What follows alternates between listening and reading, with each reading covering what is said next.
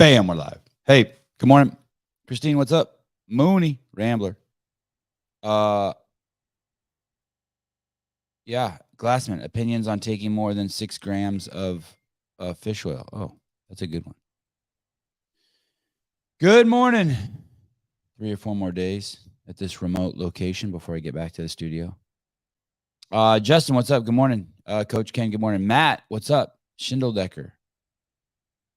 I know I owe you a text. I see an unopened text on my phone from you. Good morning. Greg, good morning. Good morning. You got your spot. That's your spot. Yeah, I mean, I'm kind of sitting in a classroom-like dumpster, you know? I got Lego projects going on either side of the table. It's not my favorite thing, but...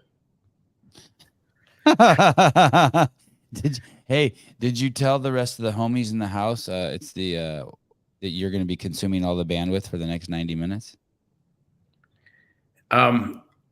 We're without visitors, so it's pretty quiet. Oh, gotcha. All right. Yeah. Why does it sound okay? Am I doing all right? Dude, no, yeah, you sound perfect. You're crystal clear. Absolutely. Your picture is perfect. I just thought that was a fascinating phenomenon.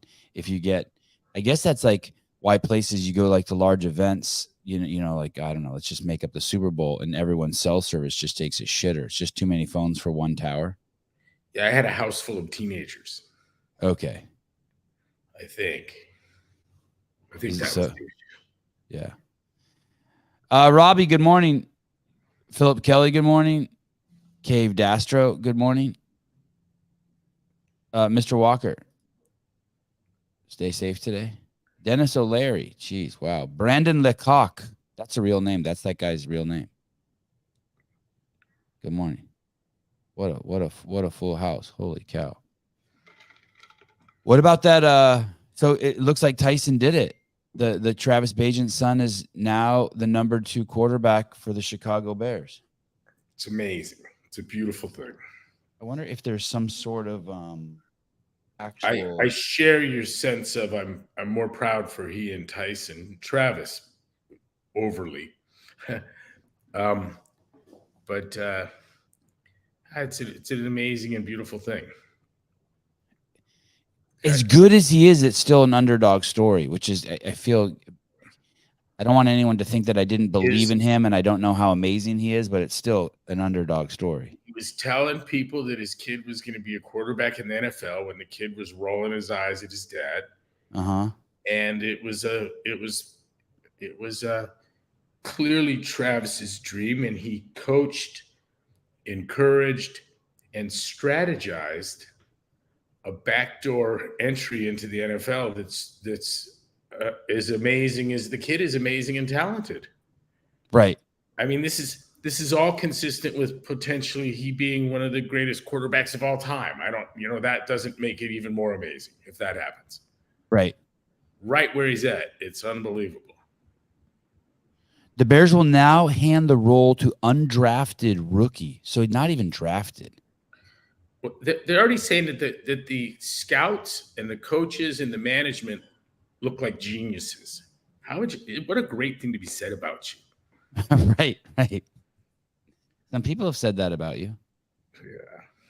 The Bears will now hand the role to undrafted rookie Tyson Bagent or veteran Nathan Peterman. Bagent, who signed with Chicago after playing for offensive coordinator Luke Getsky's squad at the Senior Bowl. So that's one of the things, right, that's interesting about the story. I guess whatever is considered the Pro Bowl of college football is the Senior Bowl. D2 players don't normally get invited there. Tyson was invited there, and the coach of that team, the guest coach, happened to be the offensive coordinator for the Chicago Bears, this Luke Getsy. So he's probably getting the pats on the back that he's a genius, right? Hey, good job taking a risk on the kid. It was tweeted by a blue check that there's a promotion coming because of this. How's that? Oh, wow. Yeah, that this is a good get. Financially and talent-wise, and in the sense of incubating a talent. So, they got this kid on the hook for 3 years, is it, Sevy?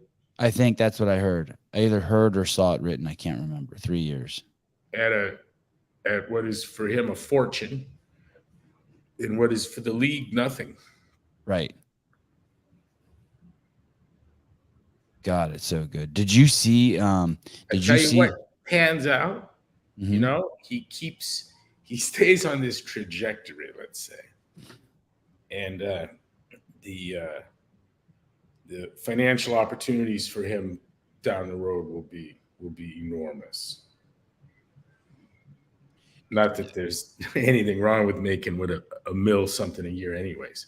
Right, as opposed to 400 million Oh, for 10 years. yeah, right, right. Did you also see one of the things I saw was that Chicago's the largest media market in the United States with only one team, meaning he doesn't have to share the press with two football teams. I think like a big city like LA might have, or like the New York has the Giants and the Jets, things like that. It's a cool place, cool spot. And I think lots of people like us who have kids and who are fathers, whereas it's weird, you get some, I don't know, some proximity pride. Like you're stoked. You're more stoked than I'm more stoked than I thought I would be. I'm surprised how excited I am for Travis. It's an epic hold my beer, watch this, Right. right. And you're just glad you were there and proud to be a witness to it. Yeah, your kid's gonna be in the NFL, As opposed to, there's a lot of professions that people might be jealous too. You know what I mean? Like, fuck that. You know what I mean? Like, you're feigning, oh, good job, congratulations. I think that a lot of people are sincerely really happy for this dude. Yeah, it's good shit. And I imagine there's some of this around almost every player. Right. Right. That's a good point. Friends and family and right. Every guy, right. Absolutely. But for a lot of those kids, it wasn't ever seen as a long shot either. Right. Good point. Though it may have been. As you say that, I don't know how many, let's say there's 30 teams or 32 teams or whatever in the NFL, and each one got, let's say, 10 new players. I'm just making that up. So that's 300 kids somewhere on the planet. Their little communities of friends and family are like, holy shit, you did it. Like, this is going on. What is interesting about this story, though, is like Tyson, someone sent me a screenshot. Tyson's name was trending on Twitter. So this story is getting a little more buzz, or X or whatever they call it now. Are you going to switch the name? Are you going to keep calling it Twitter or X, or are you fluid? I have no idea. You didn't go to bed last night being like, shit, should I keep calling it Twitter or X? Yeah. I want to show you this crazy story that I remembered I saw a few months back.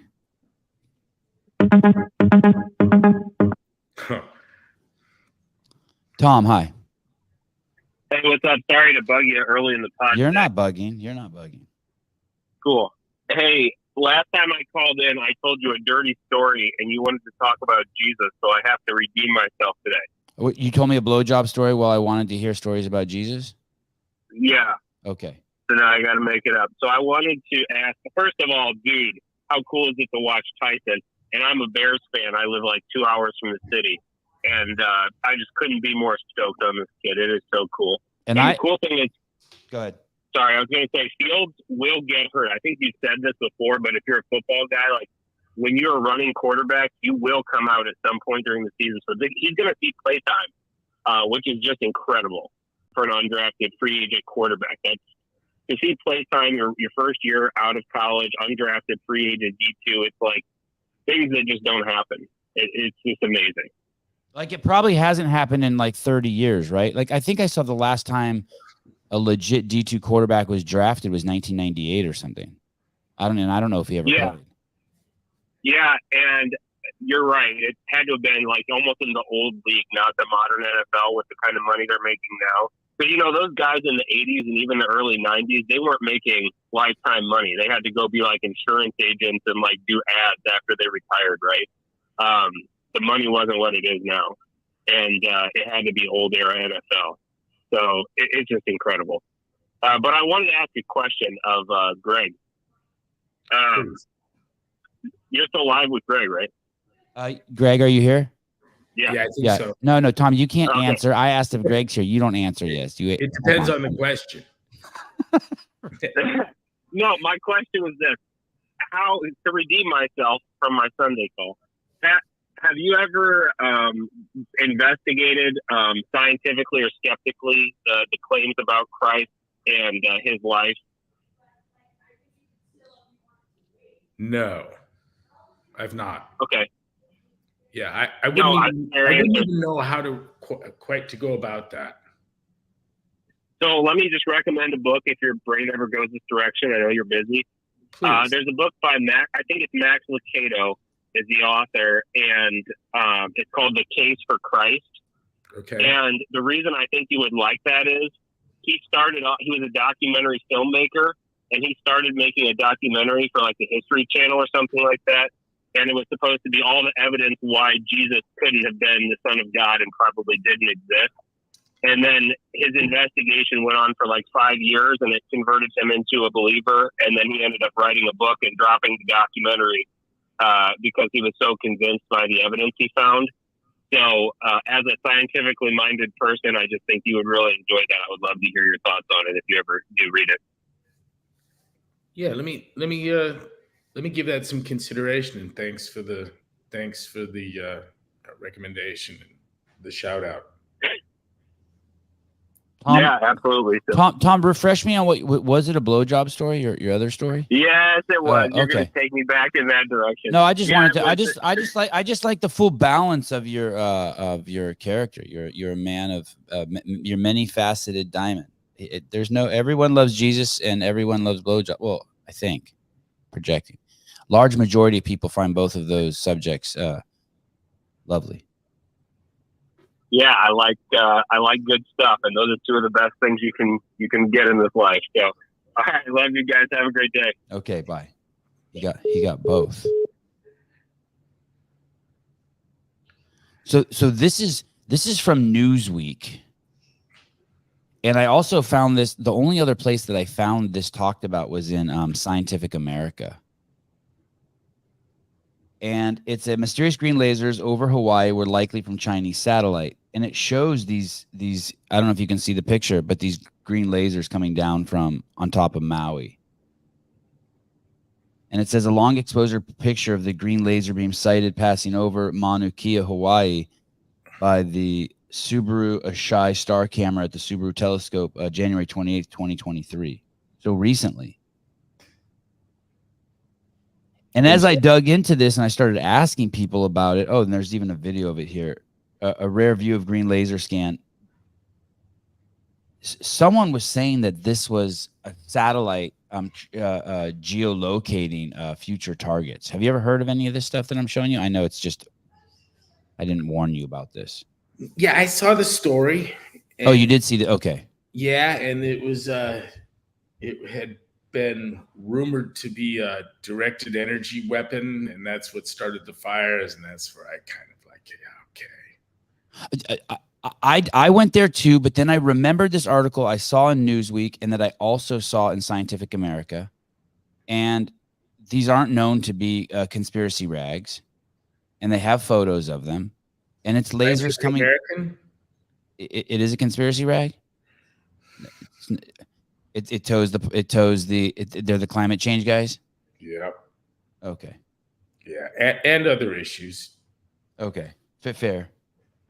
It was just an interesting connection my brain made because that conspiracy theory of the lasers and all of that and the fires being on purpose seems to be just everywhere. But maybe it's just my algorithm. They just know me and they're just trying to give me what I want.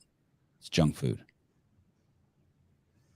But this isn't. Wrap yourself around current events. You have to greatly expand your tolerance for odd shit. You know, I get it.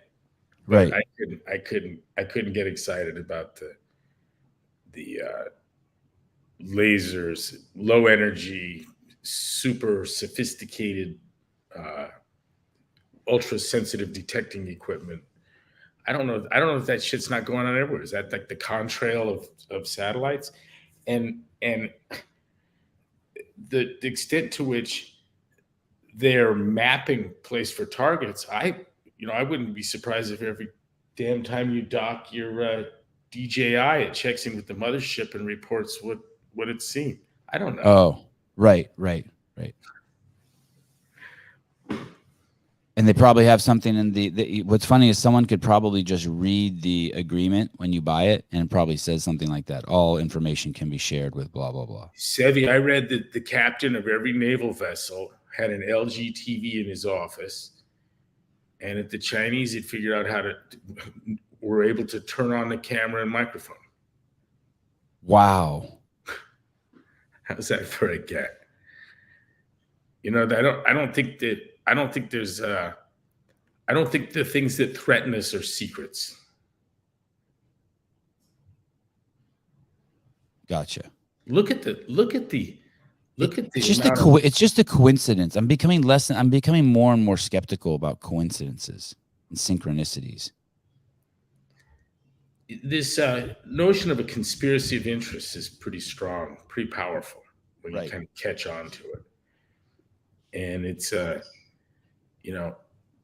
people at Coca-Cola and at Pfizer and at DaVita don't have to have conversations to greatly enjoy each other.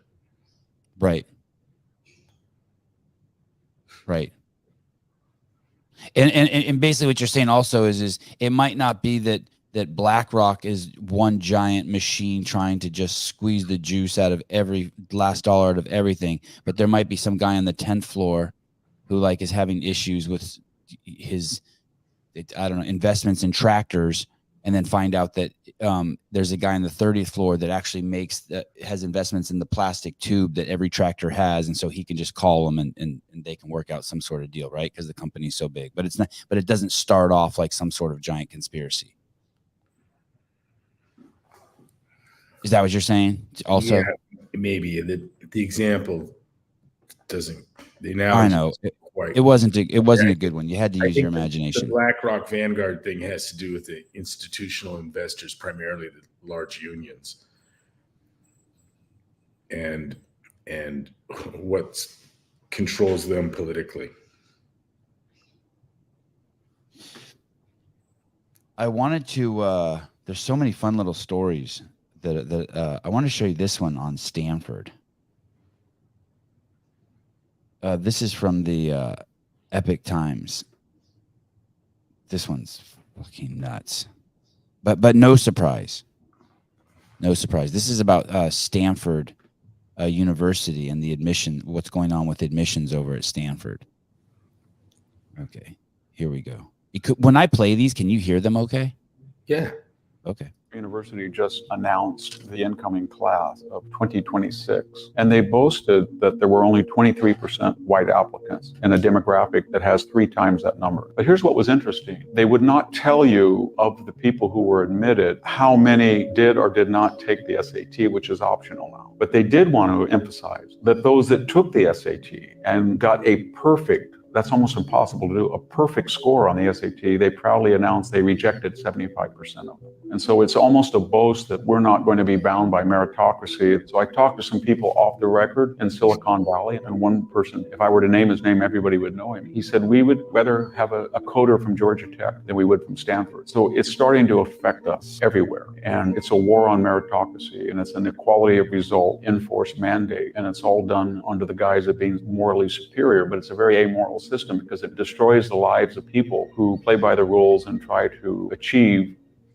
Stanford University. Absolutely nuts, right?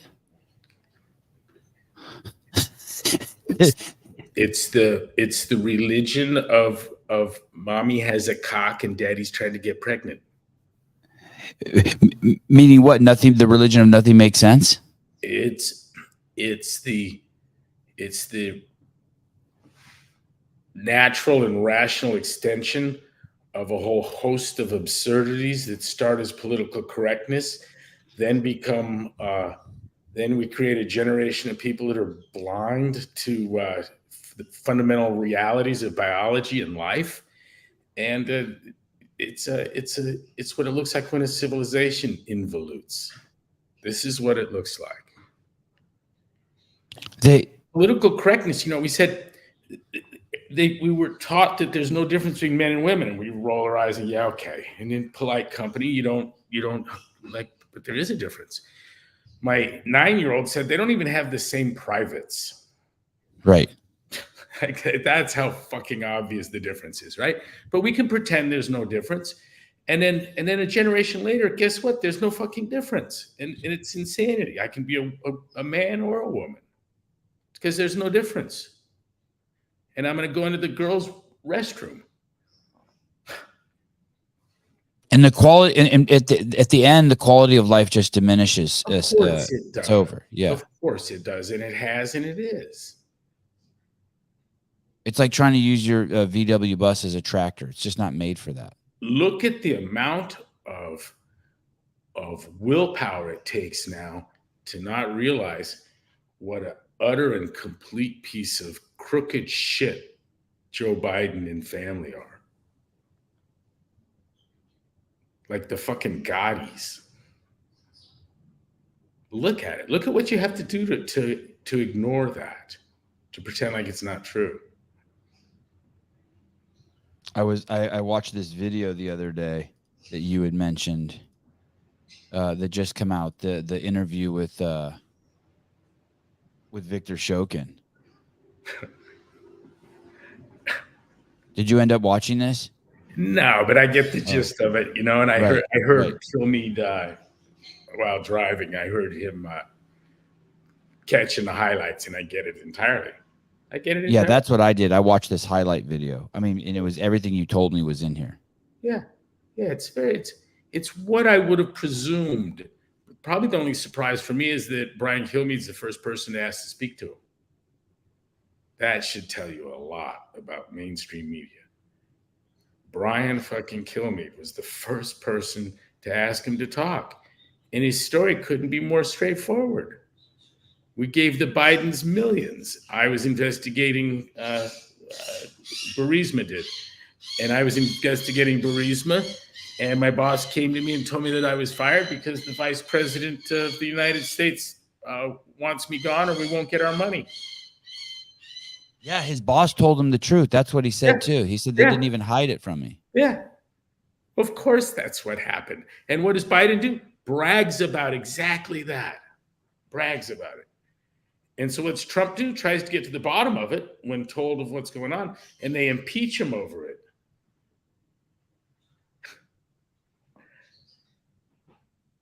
Yeah, it's crazy. I hate Trump. I will proudly vote for that fucking cocksucker. I hate him. And why is that? Not why do you hate him, but why will you vote for him? The ideology that opposes him. Other than for the obvious reasons of his deficiencies in character and acuity. Those are painfully clear to me.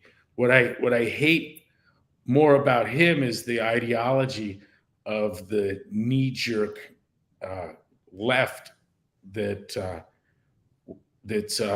pushing the religion of mommy has a cock and daddy's trying to get pregnant.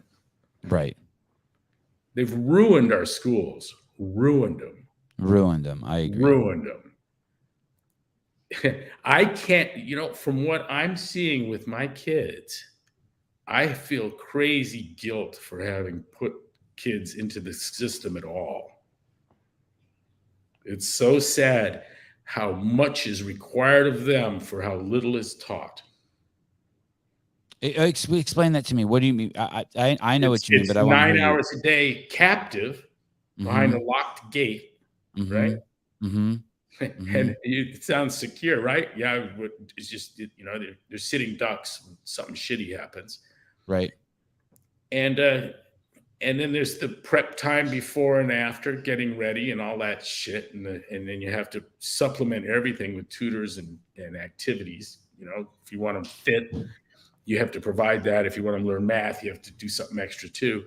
So there's 10, 11, 12-hour day for what can be done in an hour and a half, 2 hours. It's a violent waste of time. My kids are in the homeschool system, Greg, and by the homeschool system, meaning that we accept money from the state. I can't remember how much it is. It's like $3,900 a year or something. And then once a year they test your kid, or twice a year or something like that. Maybe it's 4 times a year. I don't know. And so the other day they were testing one of my kids, and it's just on a computer. Your kid sits in front of a computer for an hour, and they fire questions at him. And so I'm sitting there watching as the questions come up. And one of them is like, this is Tommy's Juneteenth flag. What shape is it? And I'm like, wow, holy shit. They want to know what shape the Juneteenth flag is. And then there's a picture of it. So you've never seen the flag. I've never seen the flag. No one's ever seen this flag. But I'm just dying. I'm like, wow, they really, they don't even care. They're going to just start slipping it in everywhere. They're not even slick about it. Yeah, it's painful, but it's also funny. I want to go. Well, I'm just so glad that I agree. I'm so glad that my kid's not in school. I want to go back to the Victor Shokin thing for people who don't understand what happened. Basically, this guy Victor Shokin was investigating Hunter Biden and Joe Biden working with a company called Burisma and taking bribes when Joe Biden was vice president. And this attorney general over at the Ukraine, Victor Shokin, started investigating it. And Joe actually flew to the Ukraine and told them, hey, we're not going to give you this $1 billion of aid. And they're like, you can't do that. You're not the president. And Joe Biden said, oh, yes, I can. Watch me. If you don't fire this guy, Victor Shokin, who's investigating my son, Burisma, and myself, by the time I get on this plane, you're not getting the money. And then Joe Biden's the reason why we know all this is Joe Biden told the story. Yeah, he gave him 90 minutes. Oh, was it 90 minutes? Okay. I thought it was like 17 hours. I think it was something like that. And then basically he said he's bragging. He's like, yep. And they fired him. And I got on the plane and they got their $1 billion. And then also what happened recently, for those of you who want to, dig in further, the attorney general over in the Grand Caymans, I think it was one of those Caribbean islands. Do you know this story, Greg? I may. Go ahead. Opened up an investigation last year about Epstein's involvement with JP Morgan. The vice president, a bunch of emails were released between the vice president of JP Morgan, or maybe it was the president, and Epstein. And the vice president of JP Morgan was telling Epstein who his favorite Disney characters were, and they were all princesses. And it looked like code talk for getting young girls. And so they opened up a case about it. And lo and behold, Joe Biden went and did a vacation over on that island. I can't remember if it was the Caymans or Cameroon, one of those Caribbean islands. And while he was there, that attorney general was fired.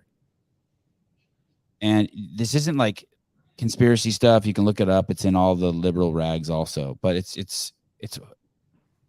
they're not even trying to hide the shit anymore. It's crazy. I also saw yesterday something like 47 million emails from Jeffrey Epstein's server are now gone, missing. Oh, of course. Yeah. Eaton Beaver, hi, Coach. Good morning, Coach. Good morning. Good morning, Eaton. Your name's Eaton Beaver, and your picture is me fiddling with my nose, wiping a booger out of my nose. That's really sweet of you. Thank you. It's really sweet of you. On Hunter's laptop, we have emails with him making fun of his father, texts, making fun of his father's cognitive decline while vice president. What do you remember what it says? Yeah, so some crack about thank God he's got the Secret Service because he'd never be able to find his way back even to the White House anymore. That's how bad he's getting, kind of thing. Oh, man. Like uses the bathroom at the restaurant and gets lost coming back to the table, right? Yeah. Let's see if I can do a quick search for it. Oh, yeah. Here it is. Hunter Biden and his therapist, a joke about Joe Biden's decline. Jeez.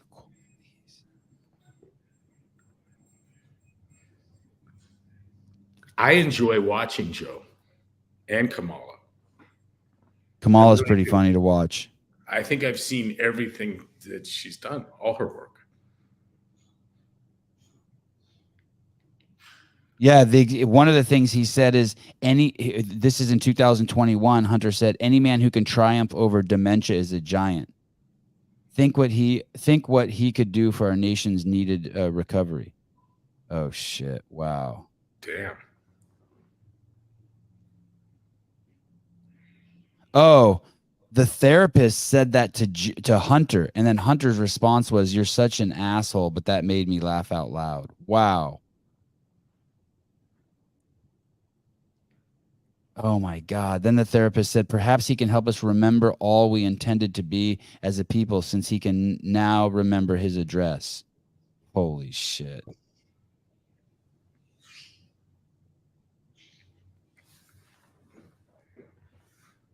Huh. Okay. It doesn't matter. Yeah, and now he's been in office. So they knew he had dementia 2 years ago, and now we're 2 years into it. The remarks I read from Hunter were made while his father was vice president of the United States.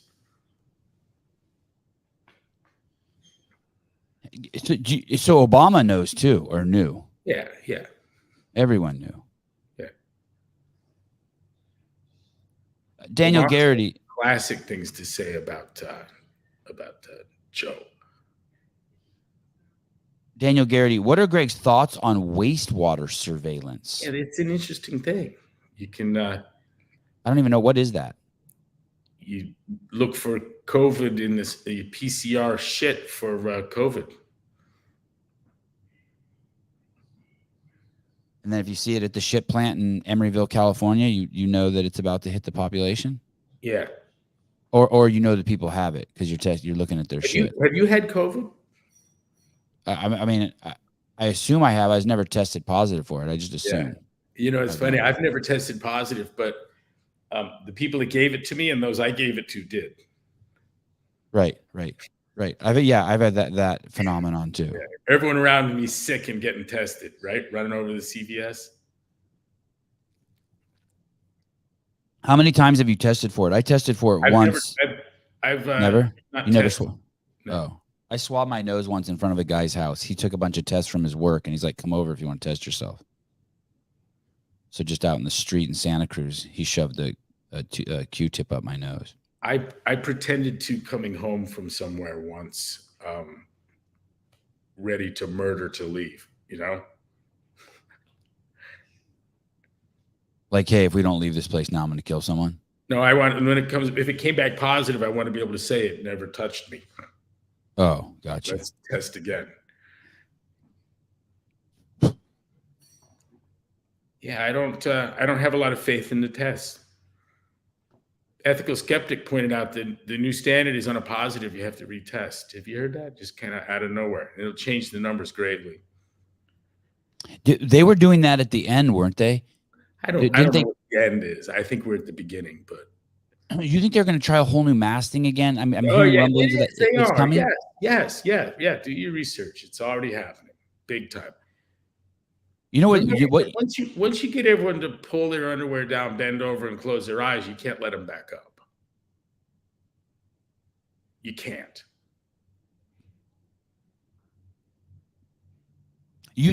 So you think that in California, saying on the first lockdown, I will never do this again. Yeah. What do you mean again? I go, it's coming. Yeah, I do remember that. Yeah, you can't let this go. It's too rich. So you think that, and do you think it's tied to the election? Yeah. So you're telling me that you think that there are going to become enforced mandates for kids at school in California to wear masks again soon in my lifetime? Well, what's going on in Atlanta right now? Dude, check for me. I think I heard this in the background. It's not. It's what the irony is it's Brown University. Isn't that's one of the black universities, right? Where you have to be black to go there? I think Atlanta Public Schools is masking kids up. Oh shit. And I'm hearing the drumbeat everywhere. And it's got like there's a new COVID that's 30 times more deadly or something, right? Oh. COVID-19 updates and alerts. Oh, here we go. Okay.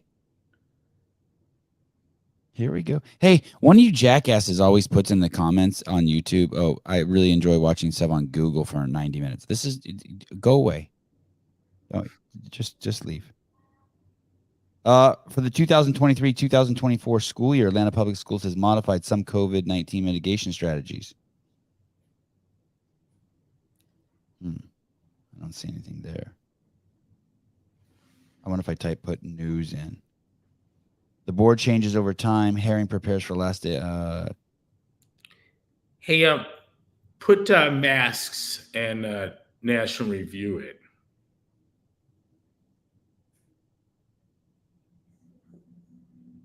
Oh, return of mask wars. Wow. Okay. That was a as are most things in National Review. It was well written.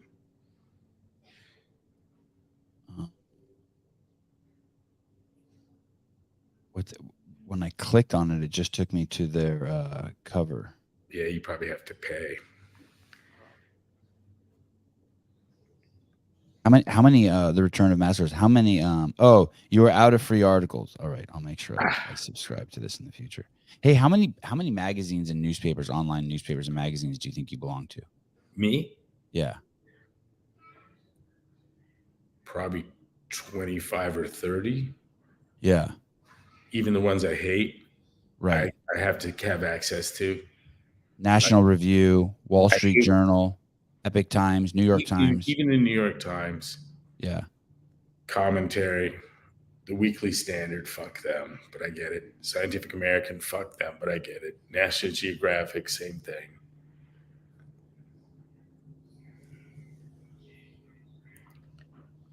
David Weed. I can read the New York Times and tell you what really happened.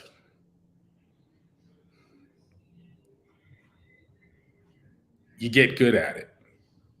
Deciphering their code. Yeah, and it's like the broken science stuff too. Bullshit. How did they fucking measure that? That's some self-serving crap. Who paid for this? Oh, I mean, it's like I saw something. I saw a great meme today. It basically said, "How dumb is the world? You think we can increase taxes and that will somehow cause our carbon footprint to go down, and yet we can't even cure homelessness." Cure homelessness. They're unhoused now. You just said the H word. I know. David Weed, yeah. Some people here in Spain, I see people every day with masks on when they're alone in their cars. My God. David Honeycutt, wow. The new strain is BS 24/7. Yeah, that's good. That's good. I did also see that a bunch of people told me that the CDC has now approved ivermectin, but I looked for that and I couldn't find that. I couldn't find that as an official stance of theirs. But a lot of people were telling me that that's true. Did you see that big box of it? I got it. I didn't buy it, but I found it in the North 40. No. Did you send me a picture? Yeah, I think I did. Is it the one that's for horses? Cows. Cows. You remember that post the FDA made, right? Making fun of people who are taking it? I'd rather eat that whole fucking box of ivermectin for cows than take that vaccine. Oh, holy shit. Including the box and the box. Have you seen this fucking, what the White House said about, there's a new vaccine? Oh, this is going to blow you away if you haven't seen this. Of course there's a new vaccine. This is fucking crazy. Let me ask you, just personally, for yourself. I know you're not a doctor and you're not supposed to be giving advice, but for yourself, what do you think if you were concerned you were going to get COVID? What would be some actions you might take personally? Wash my hands. Right. Not be obese, hypertensive, metabolically deranged. Probably, live a lifestyle that doesn't attack your own immune system.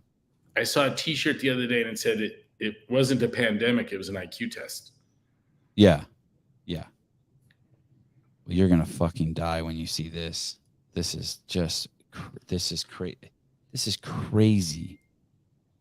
I think there's people who believe this, and I think there's people that believe this, but here we go. The president said in Tahoe that he had tentatively decided to recommend everyone get the new vaccine. When is he going to decide finally? So I think you've heard from the FDA and CDC. They've made an announcement on the new vaccine. So certainly they said that there'll be an updated vaccine mid-September, I believe. So we know that, as you all know, vaccinations against COVID-19 remains the safest protection for avoiding hospitalization, long-term health outcomes, and death, which is why we are going to be encouraging Americans to stay up to date on their vaccines. The president. And do you know in California, Gavin Newsom pushed a law through that basically makes it that you can't get a second opinion from your doctor if it goes against what the state says is the proper protocol for how to deal with COVID. And on YouTube, you can't say anything that goes against WHO guidelines. Of course. I thought that they already proved that the vaccine doesn't prevent sickness, transmission, or even symptoms. I thought that was like already, like they established that. I'm tripping. Yeah. And I think they've established it causes myocarditis. Yeah. Blood clots. Check out Ethical Skeptic. Over on X, Twitter. Yeah. It's a brilliant mind. It's a powerful individual.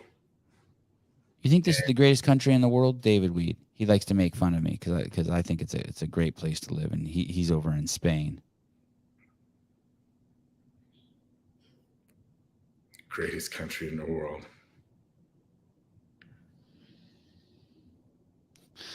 Oh, this one's gonna break my heart. My son's dad took him and got him vaxxed without our permission. We found out through an app we have on our son's phone that notifies us if he's doing stuff he shouldn't, like dick pics or drug use. Damn. That's quite an app. Philip Kelly, they say it reduces risk of hospitalization. Here's the most. But through sudden death? I was going to say, here's the most I'll buy. The most I'll buy is it reduces risk of hospitalization of COVID, but I can't buy in a totality that it reduces risk of hospitalization. There's no way. Can't buy that. Absolutely nuts. I would again suggest people look at the Ethical Skeptic on this. And if you're put off by the anonymity of the individual, those are just the times.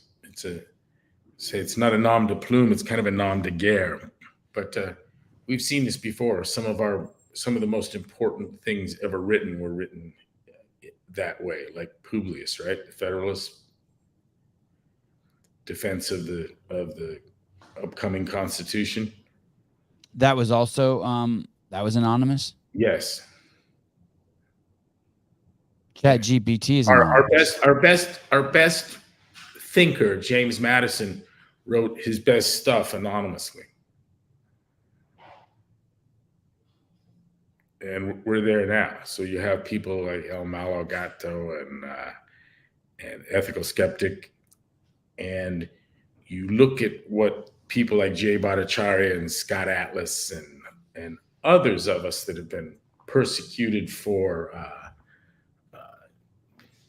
telling the truth about COVID, it's easy to see why it is that someone would want to be anonymous. What I love about it is that it prevents a reaction. If we knew who the Ethical Skeptic was, that person would be under constant personal assail. Their kids would be doxxed. They wouldn't be safe in public. That's what would happen. And so what the way they're treated anonymously is they're like completely ignored. Like how is it that no one's refuting the claims of the ethical skeptic anywhere. And the good soul gets a pass on the personal assails. It's really a beautiful thing from that perspective. But I don't know any person that hasn't shared, quoted, researched, looked at the work that's coming from there. Coffee pods and wads, like the meme accounts, remain faceless and say what you want. You know, the last few days I've been talking about that, and I got all that from Greg, from speaking with Greg. He was sharing me this exact thought about the ethical skeptic, and then I took it over and I was like, yeah, I feel the same about meme accounts.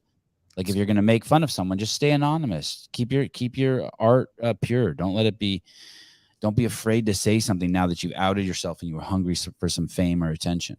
I had for a decade heard what a horrible person, thoughtless, mean piece of shit Rush Limbaugh was. Mm-hmm.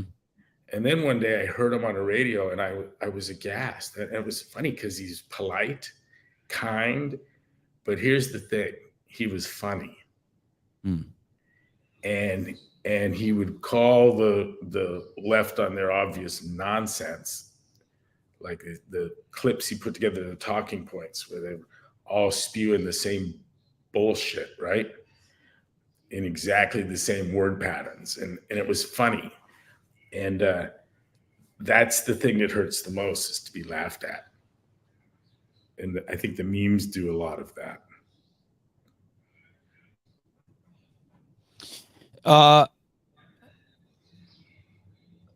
Sevan, the video, I want to go back to ethical skeptic in 1 second. Sevan, the video on YouTube of Dr. David Martin I sent you on Insta now has been pulled down from YouTube. Okay, damn, I didn't get to see it. Joe Westerland was texting me and asking me if you and I have talked about Dr. Campbell. Are you familiar who Dr. Campbell is, Greg? He's a YouTube doctor. He started off the pandemic. YouTube doctor, I love it. He started off the pandemic. He's in the UK. He started off the pandemic really being a pro-vaccine, and then just right before our eyes, he's like, uh-oh.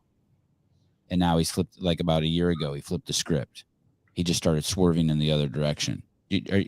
Does that name sound familiar? I'm going to show you a picture of him. Maybe. He has a really nice, let's see, huge following. Huge following. It's interesting that he was able to keep his following, even though he changed his view. Does this guy look familiar to you? Yes. Yeah, very mild-mannered, even-tempered. I do remember him now. Yeah, he's great. Okay. So the little bit you know of him, you like of him. Yeah. Hey, for me, Dowd pointing out that the CEO of America's largest life insurer is saying that the 40% increase in all-cause mortality, COVID deaths filtered out, that a 10% increase would be a 200-year event. There's not enough data to describe a 40% increase. What that is, whether that's 2,000 or 10,000 or 20,000 year event. But we've had the equivalent of multiple Vietnams in a 2 or 3 year period. And I move on from there. There's actuarial science is crazy compelling, and to deny it is to suggest that insurance companies don't make money. To suggest it doesn't work. It fucking works. It works better than academic science works. When we were dealing with the mega insurer in South Africa, and I don't want to do a commercial or give names or embarrass anyone, but the CEO of the insurance company, we were told, was an extremely important individual, because at the moment that he decides a treatment is ineffective or a waste of money or dangerous, it's done. The hospitals will follow suit. We don't do that anymore. It's no good. And that's because he's not paying for it anymore. And the reason he's not going to pay for it anymore is because it's not working. It's quite a system. But I trust the CEO of a life insurance company so much more than our CDC on any issue of mortality. And they both have the same interest in making money. Just one of them's honest about it. Right? I think my life insurer would cares more about me not being dead than my government does. I think my government would support me taking untested, even dangerous products in healthcare. I think my government would hide from me the true nature of metabolic disease and its origins. Well, they have. Yeah, and I don't see I'm not sure how. And persecute those who tell the truth. Oh, for sure. The discussions we had with around chronic disease with insurance people were some of the best. They were marked by more compassion and concern and knowledge than any discussions we had walking the halls of Congress or Senate and meeting some well-known, articulate, conservative people. They were nothing like the conversations we had with insurance people. We got hunted down by a insurance CEO giant. Went through Tim Noakes to find me.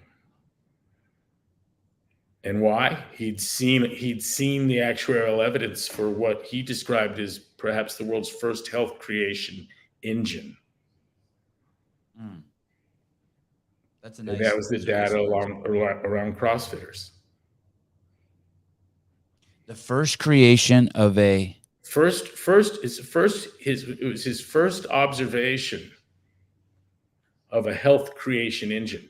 They had seen protocols that had reduced the increase in medical expenditure over time, but they'd never seen an actual reduction in expenditure.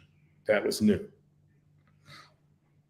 And it stood out prominently amongst CrossFitters. And so they mined games athlete data and did a match with games athletes and amongst their insured, and there were thousands of them. And by games athletes, you mean open participants? Open participants. Yeah, it's a games athlete. Yeah. And shared the data with us. Flew me out all of a sudden, like to South Africa, to sit and talk. It was an amazing thing. I went on that trip. It was amazing for a lot of reasons. So basically, as I recall, I'm dumbing down what you're saying, but the point is that when the insurance companies are telling you that something's horribly wrong with your vaccine, there's something horribly wrong with your vaccine. Right.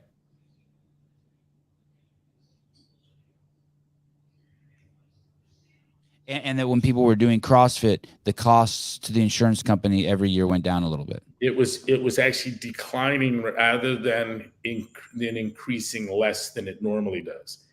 And that was they were looking at their in-house effort allied with Virgin Active reduced precipitous incline in costs over years. With CrossFit, they were actually dropping. And I had to freely admit the likelihood of a disinterest in medical services as someone became healthy.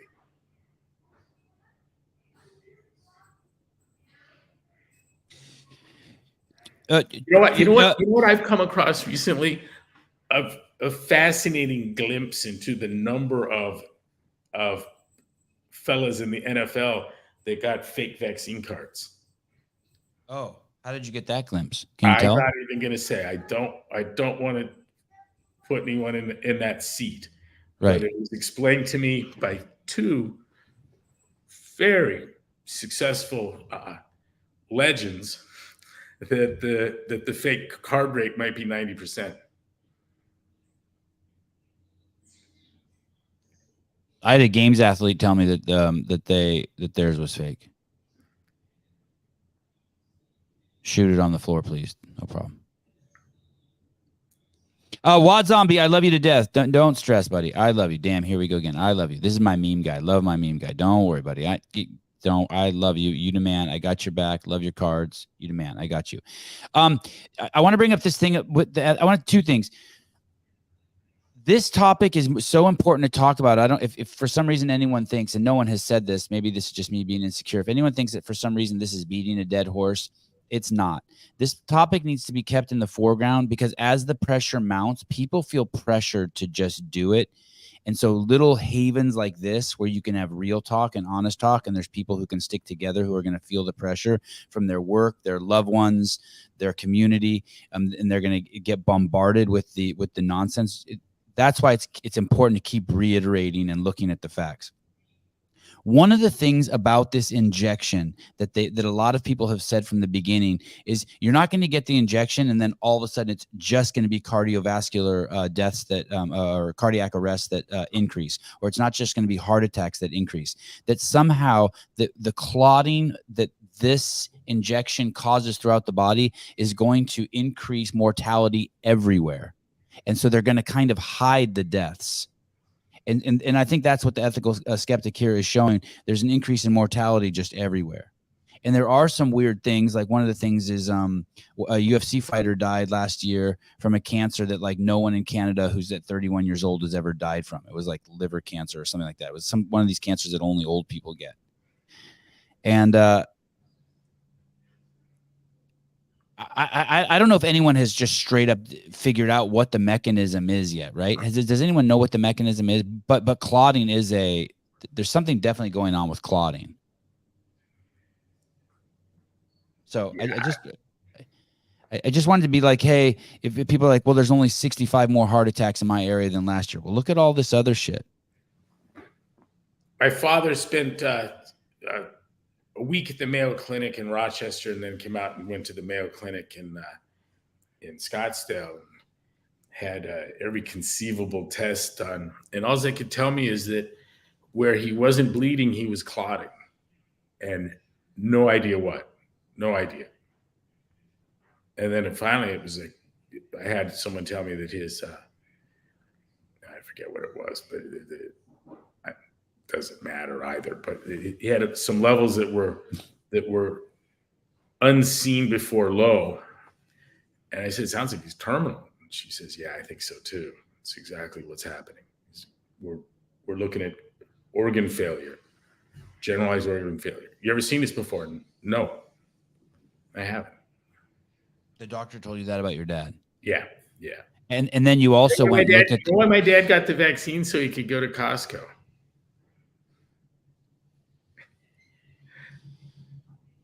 And then you looked at the batch too, right? You looked at the batch that your dad took. My sister did later, got his card and went to how bad was my batch, and his booster was, I mean, he won the shit lottery on both his initial and his vaccine.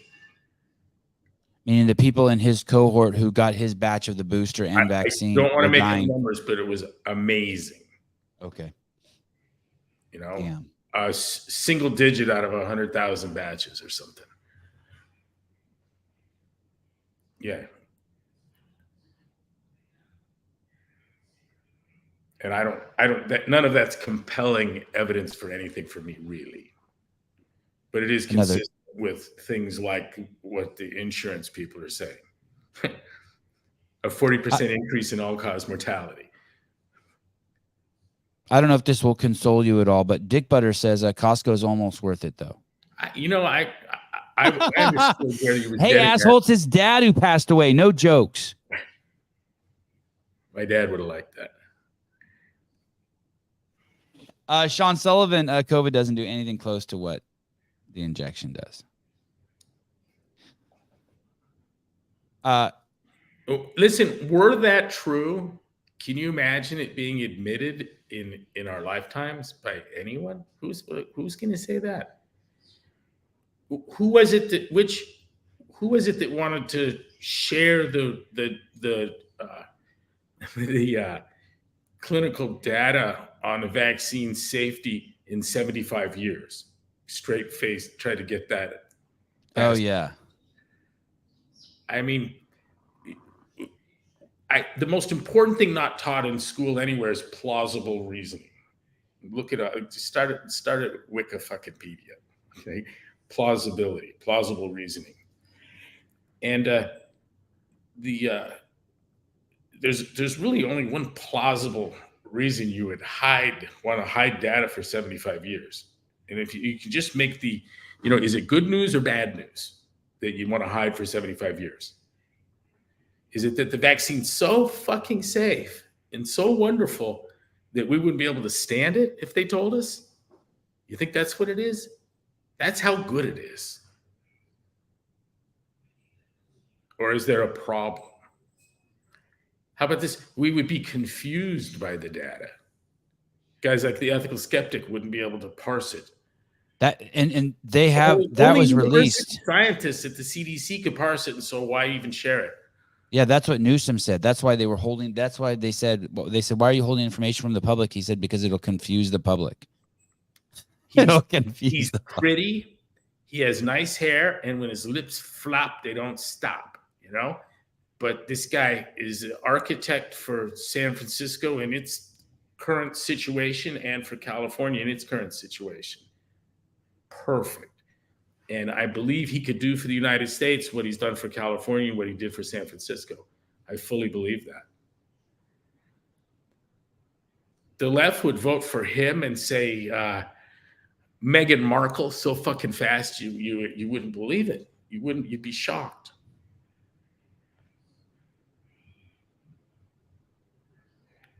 Any two pretty idiots, the left would vote for. Pretty and stupid. Oh, I like this person a lot. Serious. Here, I love you, Jeffrey. Here's a tongue twister.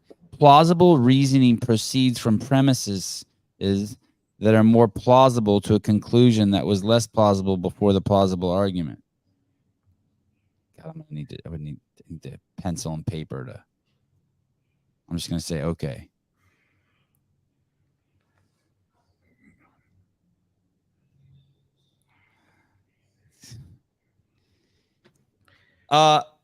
This one's great. You say if it rains, it's going to get wet outside, right? But being wet outside, to say that you accept that, okay, I believe, we'll say that's a true statement. If it rains, it gets wet outside. We don't get to say from that it's wet outside, therefore it rained. That's reasoning from the converse. It's a deductive fallacy. But in recognizing the problem of reasoning from the converse, to miss the increased plausibility of it having rain because it's wet is really tantamount to committing yourself to stupidity.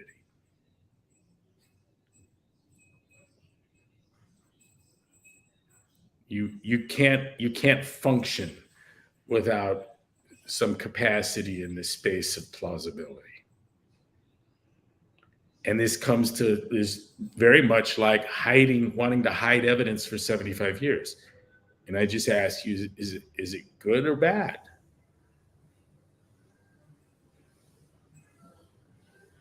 You can get rich on making assumptions around these kinds of things. Dan Guerrero, what's cool about the truth is spending a lifetime just saying it over and over in different ways. Dan Guerrero, that's a long way to explain correlation does not equal causality. Well, now you got to explain what correlation and causality is, which ends up being the long way too. Yeah, it's not the same, but we can talk about that as well. I'll make the connection that you're trying to make. Correlation contributes to the plausibility of causality. Without correlation, you got no cause. Having the correlation doesn't necessitate a cause, but it is consistent with it. And so it would contribute to plausibility. It becomes implausible due to its impossibility if there isn't correlation.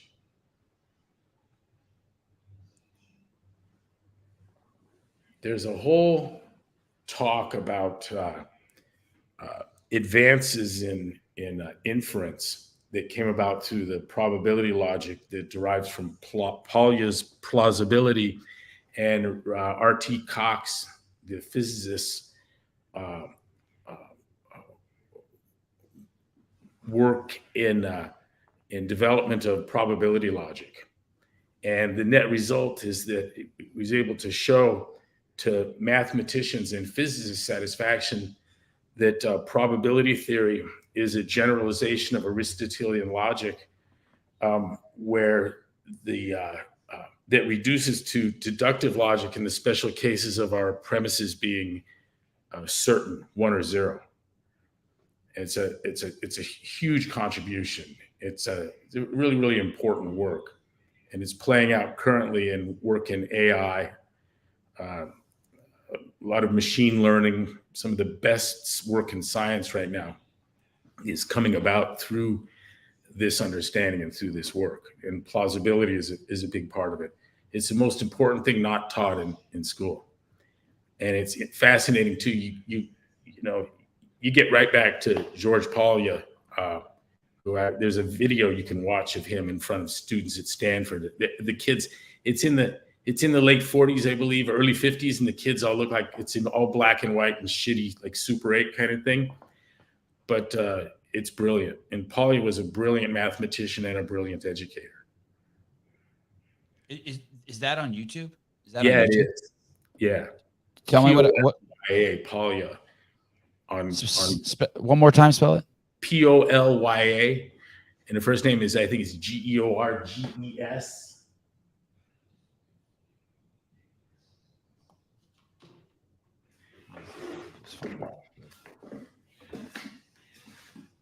You have to know the difference. What are the prerequisites to understand this video? Do you have to know the difference between a man and a woman first? You know, their privates aren't even the same. You have to surgically do something to make them the same. Oh, wow. Okay, so I can't find that black and white video, but there's some stuff on this guy for sure on YouTube. Wow. Okay, good. It's findable. It's not an easy dig, but it's there. Okay. I mean, get crude. Old black and white. It was done by like American Mathematics Institute or something. I just started this guy's fucking wiki page.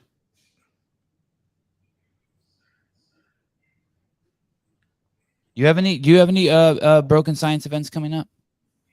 No, but Emily was talking about doing something in Boston in October.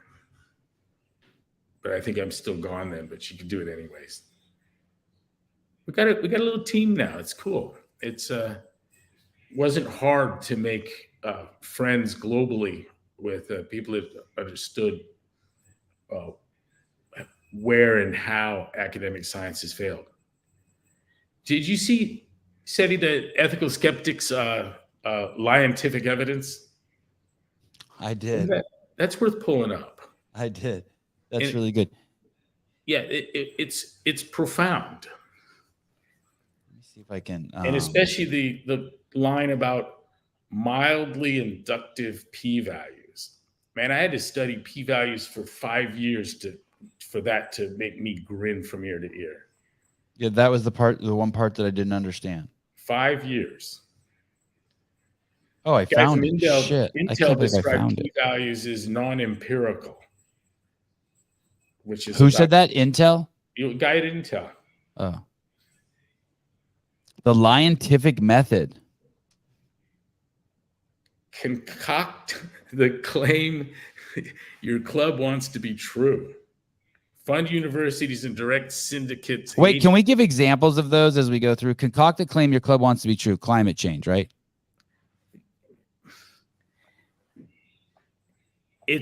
Listen, this is how science is done at the university.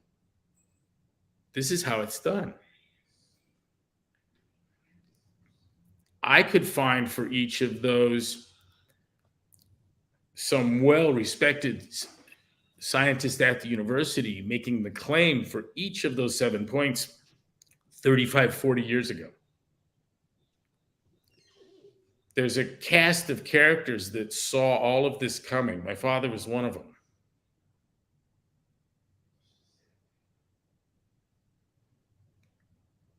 Someone in the comments says, I hope Greg's kids are old enough to appreciate the father they have. No one's there. But Greg didn't appreciate his father till he was 50. His kids are only 8. Until I needed to hire him. Right. The work he did for us on Broken Science in 2009 is profound. And he directed that effort at us in our community. And when I share that now with people around the world that are smarter than I am on all of this kind of stuff, the Briggs and Jim Franklins and people like that, that was quite a gift. That was quite a gift. The whole delineation of the process by which an observation becomes a measurement, The scientific method, concoct the claim your club wants to be true. Number 2, fund universities and direct agencies to buy into it. 3, whip up some mildly suggestive p-values into a cursory interim run meta study. I saw that the final version of that, the piece I saw that was from the X account was a little different. It was better. I'm going to claim that this has been edited. Do you want me to send that to you? Sure. Yeah. This is like maybe a more recent version. Threaten the careers of any professionals who dissent. Jeez. Cite the claim as science loudly and repeatedly. Direct social media to censor and harass dissenters as conspiracy theorists, which we now know that the White House did. Claim consensus and that the science is settled. It's funny, the one that you say is the best one is the fucking one that's completely over my head. Here. This is the... You sent it in a text? Yeah, this is the actual from the X page. And number 3 was whip out some mildly inductive p-values. That's a wonderful improvement over the other version. Okay, give me 1 second. I'll pull that up. Mildly inductive. That's a sting. It's brutal. It's profound. And it's Could I ask you to translate it for me? Give me another sentence maybe that I can take a... The scientific process, we take an observation, you tie that to it, and that's a registration of the real world on your sensors or sensing equipment. You tie that to a standard scale with an expressed error, and it becomes a measurement. And then you map a measurement to a prediction, a projection of a measurement forward, and the predictive value of that model is where its validation comes from. And the process is perfectly, entirely, wonderfully inductive. And things that are mildly inductive are tantamount to being bullshit. And what's happened in academic science is that the inference has replaced the predictive strength, the prediction of observables, which is the essence of science. Jane said that in all of his science education, and I think he's the most important physicist for his work in probability theory of certainly of my lifetime, easily, including the Nobel laureates, all of them. But Jane says he never once heard the word inference uttered in all of his science education. That it was that the traditional science education was concerned entirely with the physical prediction. And that's exactly right. Predictability is the cornerstone of all trust. Your wife, your kids, and science. And for something to be mildly inductive, it stinks heavily of shit in terms of the science it'll produce. And whip out because you can. I can always get you good p-values. Usually all you have to do is increase the sample size. That's the cheapest, dirtiest way. And to come, go ahead. And then we're off. We're at it again. Claim it over and over and over. Threaten the careers of any who dissent. Direct social media to defame dissenters. Claim consensus. Bam. That's it. I don't want to be blasphemous, but this is interesting that we've come full circle from the very beginning of the show where Tom mentioned a book that proves Jesus's existence. It's interesting. Because that book's going to be full of inferences. Yeah, I don't. There's not conflict logically between religion and science.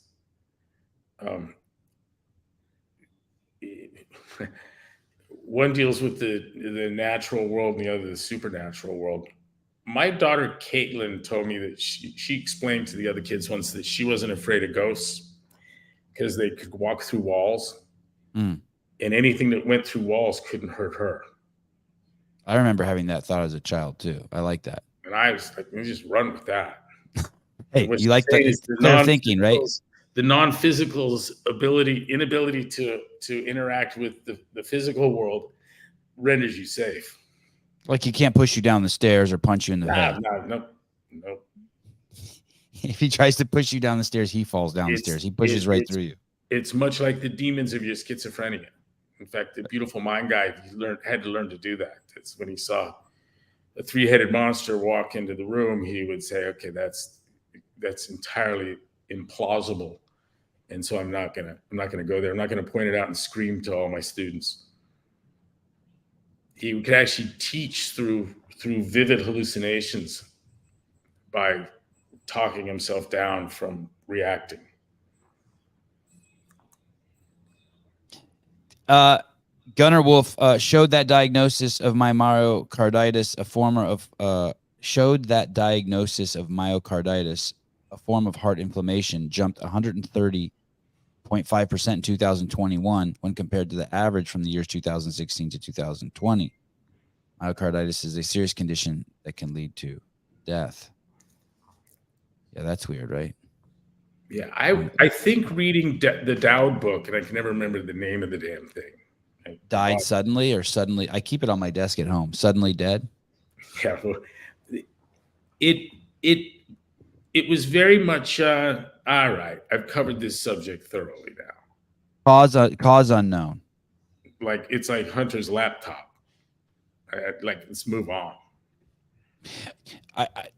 And I hear you, but that's why I addressed earlier, like as things ramp up, people need to hear people like us talk about this. For sure. So that they can like be like, okay, I'm not crazy. The conversations like this offer those people solace because there's people, dude, out there, Greg, not me and you, but that are surrounded by people who are telling them that they're crazy for not getting the injection. Like, wow, you're fucking mad. What? Dan Guerrero, Greg and Sevan, thank you. We're at a divide where more logic isn't going to help anyone, I think. Why not? Oh, you mean there's people who just like, no matter, you show them two apples and tell them it's two, they're still not going to get it? You get your fingers in your ears going, nah, with your eyes closed. And like, I'm done talking. Right. I think those people that are wearing masks and getting vaccines, I think those are the Soylent Green jumping on the spaceship fucking people. They're in line. There's nothing. They're fucked. They're fucked.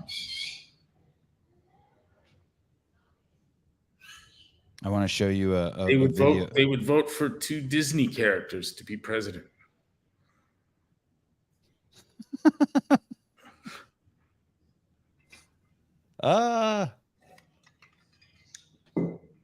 Look at this. This is great. I like this. I think he does a really good job here, regardless of the subject of just. I found this a very logical argument or process. But I heard you say this 5 years ago or 10 years ago when someone tried to sue CrossFit or did sue CrossFit, and this is basically where you took it. Do you agree with Ms. Gaines that there's a difference between women and men?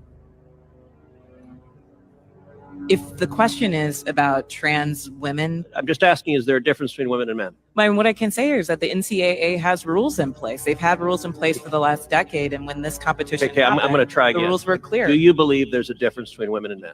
It's a yes/no question. Do you believe there's a difference? Oh, I think that we're talking about this case with the NCAA. No, I'm asking a question. Do you believe there's a difference between women and men? Most people could answer this very simply. I'm curious if you're willing to do so. Oh, absolutely. I'm just putting it into the context of the Is that a yes? conversation that we're having. I think that there are definitions related to sex. Is but that I a also yes? think So I'm that trying to we're- get a yes or no. I'm not trying to get a speech. Oh, Is there a difference between women and men? I think that there are definitions for biological sex. Okay, so you're which not is answering different that. than Let me gender. ask you this question then. Why do women's sports exist? If you can't define a difference between women and men, why not abolish women's sports and just tell little girls to swim with little boys and see who wins? Oh, There it is, right? He just got it. That's it. What? Why even have women in men's sports?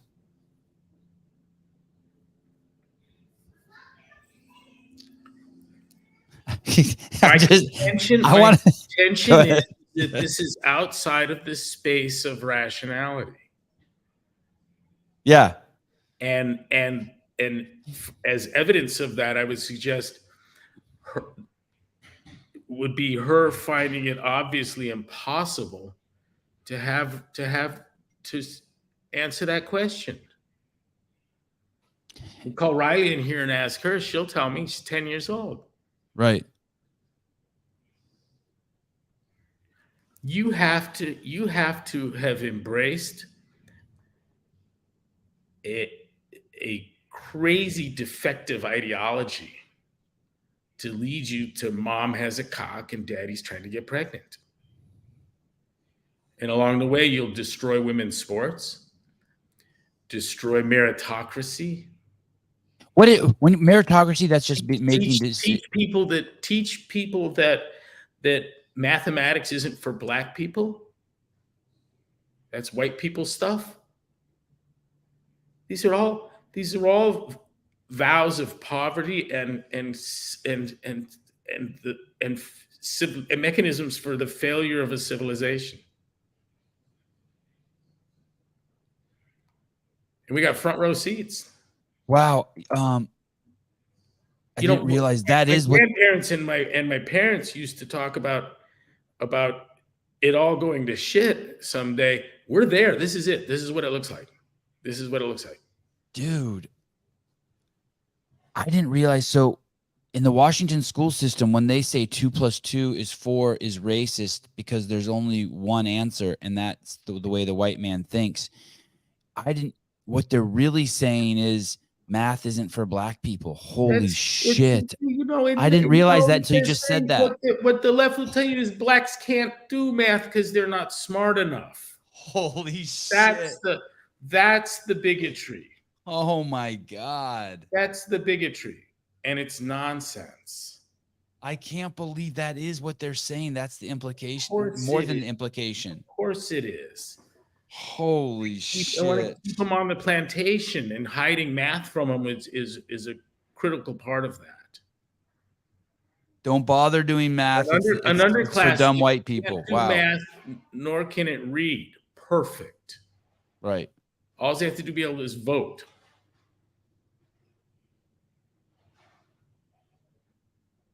Sean Lenderman said something so scary up here. This shit just is the worst. This morning, CNN had 2 kids who lost their dad who refused to get vaccinated, pushing the vaccine. Fear mongering. Incredible. Fuck. Let me guess. The dad is 420 pounds. Someone send me a link to that. I want to see that. Yeah, lost their dad. He died or he ran away? Storika S. Black woman here. You guys have opened my eyes on so many levels. Hard truths, but very much appreciated. Keep it coming. Hey, Sarika, thank you. I cannot fucking thank you enough. It's not even a fun subject, but it's so fucking important. And thank you. It means the world to me to have your support. It really, it really, really, really, really does. I don't want to be talking about this shit. I like talking about it. I just don't like. I still can't imagine the severity of it. I still insulate myself from the severity of it because I don't live in those cities where the brain rot's actually occurring. I remember the first time I heard the phrase "the soft bigotry of low expectations." Whose line is it? It's great. I forget. Throw it in. See who's attached to that. And basically that's the example of the math, right? Exactly. Set the bar really low for people, and that's your way of fucking being a bigot. It's a way to hide. Well, you hide your bigotry.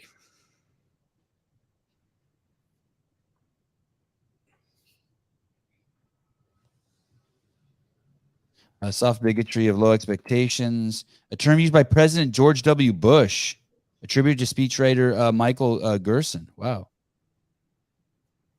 It's ahead of its time.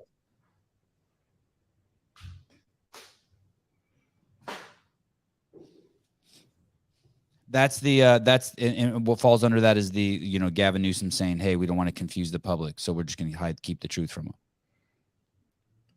So it's a cousin of that type of thinking. The 2 + 2 = 5 movement is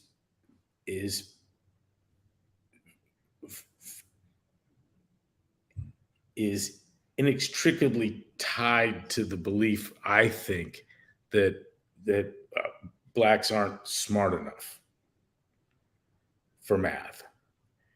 And I find it damning. I find it offensive. It's vile. It's racist. It's wrong. And it's deadly. It's deadly.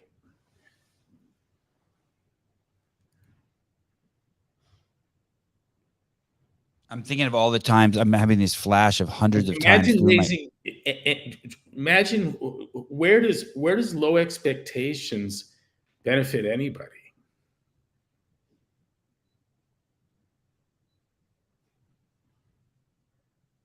What are the assumptions I have about you if I expect nothing? Right.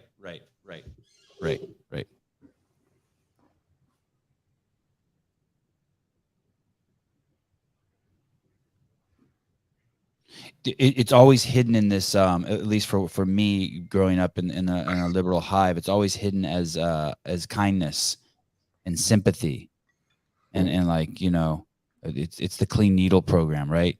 It's taking the clean needles to the ghetto so that people don't get AIDS. It's always hidden in this. You think there was a slave owner that didn't speak in the language of beneficence and kindness, and these poor people, what would they do without us? Well, yeah, of course they did. Yeah. They did. Yes. That was the argument from senators in the South, that the North would lack compassion for black people because if they set them free, they would die. It was one of the cornerstones of their argument. And they said that the North was that the Southern, that they should also enslave the Northern white farmers, that farmers in general were stupid, and that they all kind of needed to be taken care of. They believe that about the whites too. And another thing that along those lines is, although the KKK did hang more black people than white people, it hung white people in more states than it hung black people. Like there was just a general, it was pretty crazy. Yeah. Sean Sullivan, a quote from the Bible. Furthermore, just as they did not think it worthwhile to retain the knowledge of God, so God gave them over to a depraved mind, so that they do what ought not be done. Romans. I know you had to look that up. How long did it take you to find that? You've been looking for that? Riley S., Billie Jean King, Michelle Obama celebrates 50 years of equal pay at the U.S. Open. ESPN, wait, I thought women got 70 cents on the dollar. Are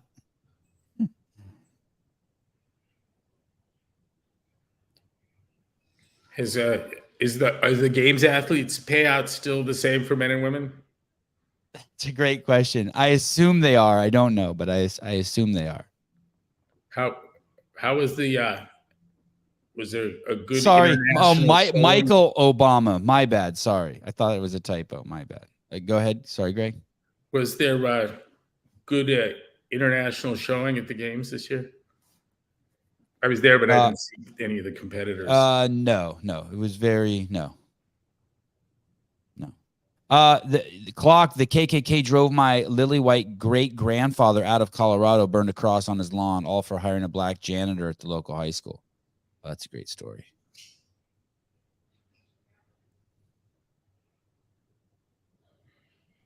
They were pissed that your great grandfather didn't hire him to be the principal.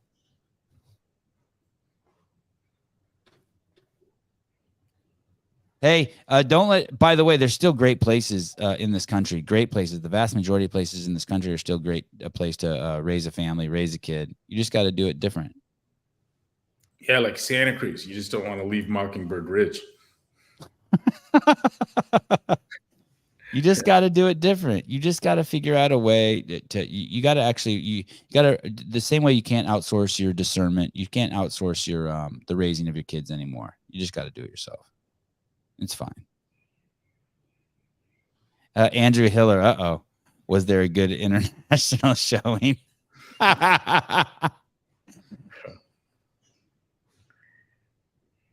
That was the first time I liked the games was at 2018. Was that the year? I think in 19. 2019. Yeah, when all the national champs got to come. Yeah. And because remember, the purpose of the games is to crown the fittest person alive. And we know after the Open who that is. And so there's a lot of pomp and circumstance. But to have representatives of each country, especially in the continent of Africa, that was absolutely delightful. And it amplified the spirit, the message. It was the first kind of globally positive thing I saw about the games. Armenia still couldn't send anyone. There was a hang up, right? They didn't have a CrossFit gym. There wasn't an affiliate? No, can you believe it? There's no CrossFit Yerevan? There needs to be. Wow. Ernie Garza, Greg, is there any literature? Oh, I can't wait to hear the answer to this. Greg, is there any literature you'd recommend for a ding-dong like me to better understand p-values and statistics? I'm trying to understand my girlfriend's thesis. Get a dumber girlfriend. Yeah, absolutely. I would read Gigerenzer, Gigerenzer. Hold on. Spell it one more time for me, Greg. Gerd is the first name, Gerd, and the last name is Gigerenzer, Gigerenzer. And he has a book. We've had, he's written a lot of things, but look for his research on p-values, the things he's published, and he's been regular. He's from the Max Planck Institute, and he's brilliant. He's also become a friend and a fan of my father's work. But his material on p-values is brilliant, and there's others. But there's a good. He'll suggest others that you should read and look at. I'm gonna take you completely off subject. You ready? How are you on time? You okay? We're over our 90 I'm good. minutes. I'm Okay, good. you can just charge me more. Yeah. Greg, I want to go back to this. This will be fun. This will be a fun conversation. Andrew Hiller's quoting you here from what you just said. We know after the Open who the fittest man and woman on earth is.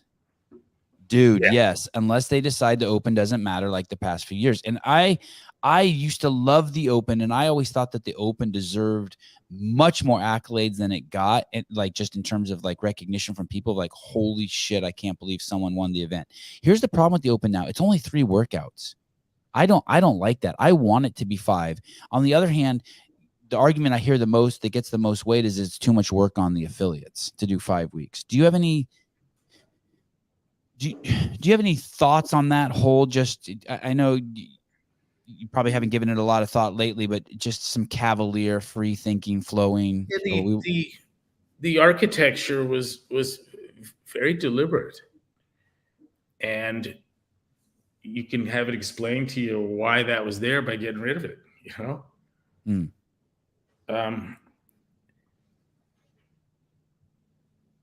The idea that we could rank order hundreds of thousands of people in 5 workouts was really a beautiful thing to watch happen. And what was of supreme importance to me was how the Open ranking held at the games. And typically there were no shifts of significance. In fact, I think one year the women came in 1 through 10 like they did in the Open. There might have been a switch at 8 or something like that. But it was fun, and it was easy, and I think it sponsored community and participation. I wanted to see us where you could, and Ben had said it wouldn't have been too complicated a thing, but it would be nice to, at the end of the Open, to have a shirt that said you were, number 1 of people named Ben that worked in engineering and were 40 pounds overweight or something, Right. Everyone's the world's best if we Right. filter nicely. Andrew says it's 3 workouts and the athletes sandbag it because they are just trying to make the quarterfinals. So the way it works, Greg, is like they take the top, I'm making this up, but they take after the Open, those 3 workouts, they take the top 20%. So it's thousands and thousands, and they go on to another competition that's called the quarterfinals. And then from there, they take like the top, like, I don't know, 1,000 or 300 or whatever. And then those ones go to the semifinals. And then from there, so there isn't that pressure in the Open anymore like that. And I don't know if that's a good thing or a bad thing, but I mean, those of us from the past miss it. I prefer it being a crazy competition the whole way through. There being some value to win. I had set it up with the express intent that a guy could do the best of all Italians in the Open and crown himself the fittest Italian, fittest man, fittest woman in Italy, and acquire sponsors that way. And I was like, Vespa needs to be supporting Italian athletes. So that's gone, basically. For a fact, whoever did best in the Open in Italy is the fittest person in that country. So with only 3 workouts, okay, wow. So if you're in Italy and you win the Open, you're not really the fittest in Italy. Not anymore. They might have kicked that in the balls. Yeah, Andrew Hiller, top 10%. Interesting. So they kind of the validity of that test is having any value other than being a stepping stone to get to the What games. did we do? How many was it that there was a rank at the Open that exempted you from further effort, right? Like you could just go straight to the games? I can't remember. I don't remember it. I don't care anymore. I barely cared at the time, but I know there was a lot of thinking of a sort that I think I'm pretty good at. I was proud of the structure, and I mean, it's as the architect, of course, it all feels like putting a mustache on the Mona Lisa to me. probably the wrong guy to weigh in. But I think there was significant inherent value in seeing competitors from countries in Africa that most of us couldn't point to without really looking. Right. I remember Reebok made those fucking shirts and didn't put the country on them. And so I'm trying to get clues from the flag looking in line, and they were hard. Some of the people were hard to understand. Their accents were so thick. And we walk away, what country was that? Where's she from? Right. What a nice gal. It was finally a global event. These comments are so funny. I barely cared at the time and made something that people will sacrifice their firstborn child in arguments about. This one. Anyone knows that Greg has 2 dictionaries just in case? It's M through Z. And in all fairness, too, he has a lot of things in duplicate in that room because he has 2 students in that room that he teaches. And so there are, I've noticed that before. Yeah. What'd you say? 2.5? Yeah. I have to put Rhett and Riley at opposite ends of the table, each with a dictionary. Yeah. The Glassman kids each have their own dictionary, their own pencils, their own chair. They have to. They can't sit within reach. God, it's kind of like that. My kids can't stop touching each other in the back of the car, like grabbing each other's hair and face and hands, and it's nuts. Yeah, my 2, Maggie and I's oldest 2, are 2 of the closest human beings I've ever met.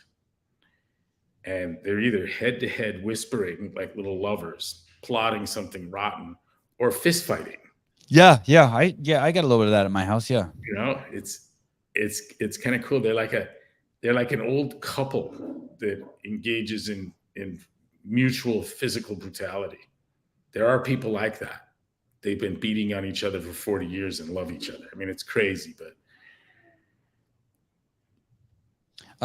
Kristen Keller, the worst car rides are Royal Rumbles. We've all been in that. Dude, it's crazy. God. Heidi Kroom, is he taking applicants for a harem? I'll get back to you on that. Greg, thank you. Thank you. Another great Sunday morning. Thanks for coming on. Fun. Is this Sunday morning? Tuesday. Shit. Thank you. Right. Take 2. And I was just seeing if you're listening. Another great Tuesday morning, 7 a.m. Pacific Standard Time with Greg Glassman. Yeah, everyone take a look at plausible reasoning. Give it some thought. The most important thing not taught at school. And from it, physicists and mathematicians have built something incredible, and that's probability logic. Thank you. Thanks. Hey, I'm 3 days away from actually just being able to touch you. I'm going to touch you, hug you in 3 days, right? Dude. Is that right? Yeah. Are you still in Newport? They see the white wall? But I'm headed up soon. I think I'm headed to Santa Cruz the same time you are. It was 73 yesterday and perfect. Oh, that's nice. Yeah. All right. Love you, buddy. Right. See you soon. Bye, bud. Bye. Mr. Greg Glassman. Awesome. Great show. Sevi zooted off. Is zooted off the Bloody Mary? Zooted off? Zooted? Gracias, Senor Glassman. Yeah. Jake Chapman, Sevi, do you ever wonder how different your household would have been if you had had girls? No, but I think about having more kids regularly, and I think about how cool it would be if I had 3 girls, like in addition to the 3 boys.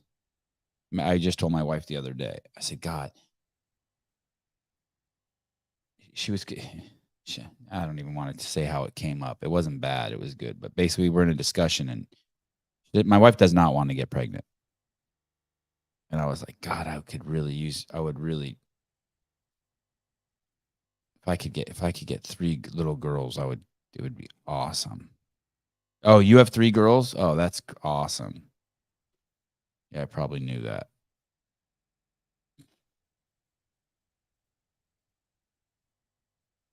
Great show, Sevan. Thanks for asking my question. And no, I will not get a dumber girlfriend. Fine, I understand. I'm just options.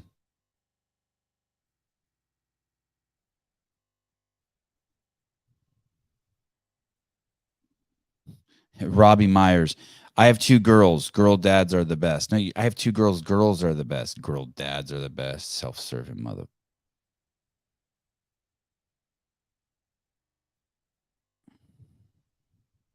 Yeah, that's exactly what Heidi, that's exactly what I was thinking. My wife actually thought that it would threaten me once. She said, "Hey, if you get me pregnant, I bet you I would give you triplets." And she thought like she was saying that like that would dissuade me. And instead that got me like really thinking, wow, if I could do that. I mean, I would take 1 girl. I would take 1 more baby. Mariah Moore brought her baby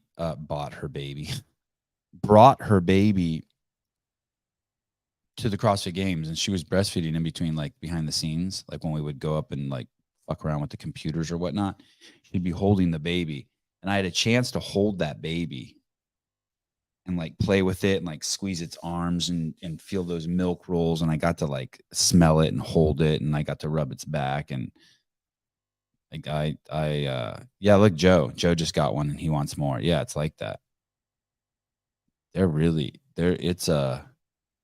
This is going to sound like a selfish dick thing, but it's just free energy. If you learn how to tap into them, they're just kind of, even now, my kids are just like portals to another. They're like, you know, those things you set your iPhone on and they just charge your iPhone without plugging it in. That's how I feel like when I touch my kids. I'm just like, beam me up. I'm just like, just loading up with free energy. Before I start the podcast every morning, I got like this ritual. One of my rituals is to sit by my kids' bed and I rub their backs.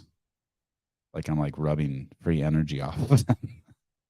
I mean, I don't think of it when I'm doing that. I'm thinking how much I love them and how soft their skin is. And if I rub my kids' back, they do the stretch thing without even opening their eyes. You know that stretch where like you push out to like you stretch everything? It's like that. Dogs will do that too. If you just like gently caress them, they do, they do that like, but then whenever I walk away, I'm like, oh yeah, I'm fucking charged. How close is that to having kids? 2 dogs? I mean, me and my wife started with that dog shit, and people around you will be like, dude, you need fucking kids. You're weird with your dog. When people start telling you that, you should believe them.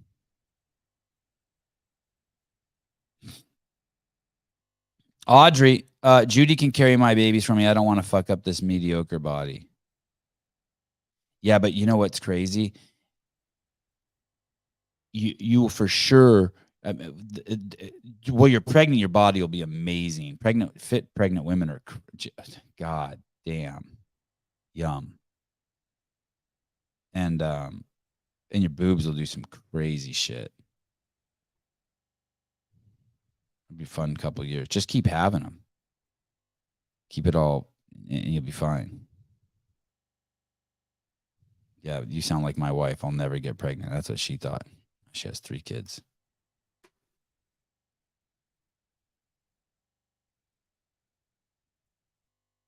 I'm still taking my boys to 2-a-days. You know what I was thinking? I'm taking my boys to 2-a-days at the Art of Jiu-Jitsu. Oh, you want to hear a funny story yesterday? Okay, so I've never been anywhere like this Jiu-Jitsu academy where I'm taking my kids, Art of Jiu-Jitsu. Like I've never been to a McDonald's or a fancy restaurant or a school, or I've never been anywhere quite like this. And basically, it's a place where really wealthy people take their kids to fight, right? And the place is so fucking clean and so white. I wonder if there's like pictures of it online I could show you. Let me see. AOJ. Oh, my J fell off my keyboard. Damn it. AOJ, Art of Jiu-Jitsu. Let me see if I can pull up images. And there's all the coaches there. Let me see. All the coaches. there. Like if you go to if there, it's like a who's who of martial artists, right? So like you go to these people's Instagram accounts and it's like it's like a who's who. Okay, yeah. So this is the guy. I'll show you. This is the guy. This guy, I see this guy every day. I think this is Guy Mendez right here. And okay, that's inside the academy. So that's where it is. That's where my kids do the jiu-jitsu. Oh, interesting. Wow. Okay, so see this picture right here? See that guy standing on the corner in the back there? I sit on that plant's not there anymore, and there's a trash can there. And then there's this a bucket of like wipes so you can like make sure you're clean. And then all along that wall under those pictures, I swear to you, there's fucking over 50 parents sitting along that wall. I'll count them today. And then I sit on the ground here just in the corner against this window. Yeah, this is from another angle. See those benches there? That's where all the parents sit over here on the left. And the parking lot's full of the nicest cars you ever seen. It's like, you know what I mean? It's like Porsches and Audis and G-Wagons and fancy Escalades. And my car is by far the worst car in there. It's a Toyota minivan 2016 with a fucking toilet in the back. A $14 plastic toilet. So the parking there is crazy because this place has so many people in it. No, you don't. No, you don't have to be white to go there, but there aren't very many blonde people. I'll tell you what. It's the opposite. So you have to be white to go there. No, there's some lots of Asians, some black people, but not so many blonde people. Not so many blonde people. It's like that at jiu-jitsu tournaments too. It's like a black hair sport. Yeah, black hair sport. Hey, there's no parents there like with nose piercings and blue hair either. None of that shit. And back here by the bathroom, I heard like these 6 buff dads. They all look like they were on TRT. And they were having a great conversation about what their kids were learning in school and how much they hated the fucking the tranny shit going on in schools. It was pretty funny. I know I'm good. I'm not part of their DEI quota. I'm Armenian. There's probably other Armenians there. I'm a black hair. I fit in with the Asians and the Latin Americans. Armenians are cool. They kind of go. They go under the radar. They're cool. Armenians we're dark. You know what I mean? We're black hairs. You go and you know I'm talking tongue in cheek. No one get crazy. There are some blonde hairs in there, just not a lot. They're definitely the minority. Like you're not going to see any in this video. You have to look for them. My boys beat up on some blonde hairs yesterday, actually, both Ari and Avi. Avi hasn't lost a match, or Avi hasn't lost a match in there, and Ari hasn't lost a match in 3 days. I probably shouldn't say that. I think that's like uncouth etiquette because it's just practice and sparring. But anyway, this place is pretty amazing. So my story is this. Outside, there's really limited parking. There's only like 50 parking spots, right? There's 2 rows of 25. You might think, well, shit, that's a lot. But there's not. And so there's an etiquette where you get in line. I didn't know this. Where you get in line, and then when a spot opens, you go into the parking lot. I thought that line was just for parents dropping off and picking up kids. I didn't know that they were waiting for a spot. So I drove past the line and went into the parking lot. And I got a talking to.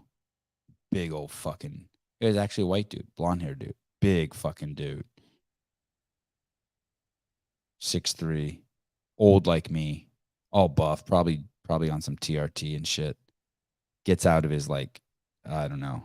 He was like looked like probably like $100,000 Audi station wagon or something. Hey, what are you doing? Oh, parking. What? Well, the line's back here, and he's all puffy chested and shit. And I get out of my car. I put my car in park and get out so I can talk to him. And then right then I'm like, I hope this guy doesn't think like I'm like posturing on him by getting out of my car. I just want to hear him. I can't hear him. He's like, dude, there's a line back there. Don't you see that? I'm like, oh, dude, my first week here, I don't know. And then he kind of chilled out. He's like, well, how it works. And then he explained it to me. Fuck. He was nice enough. But, you know, like his first reaction was like, he's going to have to fuck me up. You know what I mean? Oh, Jake. Not call. God damn it. Yeah, it's my first day. That's what I said. It's my first day. Oh, shit. God damn it. I can't tell you guys anything. You know what you are? You're like, you guys remind me of that your girl you've been dating for like 5 years. And like every time you get in a fight, she brings up something from the first week you dated. It's like she just can't drop it. She can't get past it. Remember that time you stepped on my dog's tail and you didn't say sorry? Okay, fuck. Judy Reed, Sevan, you're 5 feet. You can't posture. Good. Well, good. Good. Heidi Kroom, as soon as he saw you get out of the car, he realized you weren't posturing. All right, fine. Good.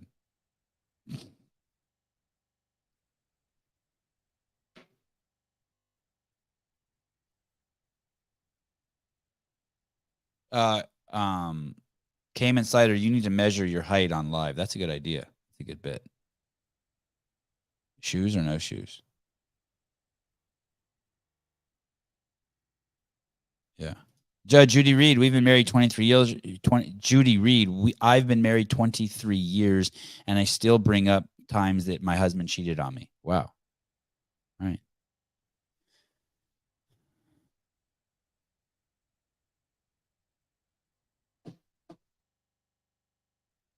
Oh, I like that. A shit sandwich. I like your beard at the moment. So what I'm doing is I'm using my ball trimmer, my manscaper, to just keep the sides short, but I'm letting the goatee grow out. I mean, I don't know if that could change tomorrow, but some guy named Dildo says the dark stash and white beard is a great combo. Thanks.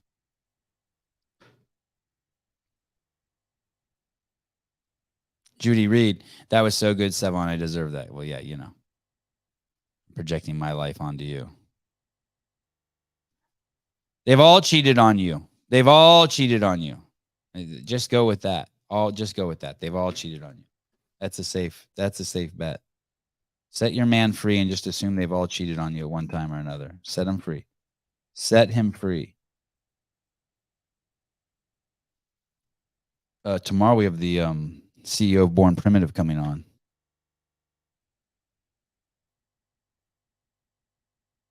I feel a little bad sometimes bringing up conversations that are just like so stupid, like the Ted Cruz, the man-woman thing to Greg, because he's so smart and he doesn't deserve, I don't think, to have to address such stupid shit. But it's also fun to see. It's like to see a brain like his have to process dumb shit, right?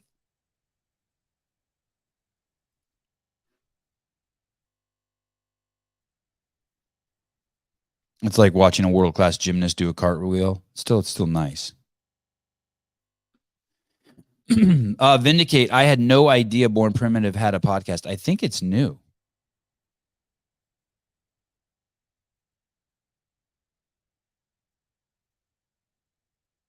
Yeah. Tomorrow. I should open the show with that. Hey, dude, I took down my man bun because of you.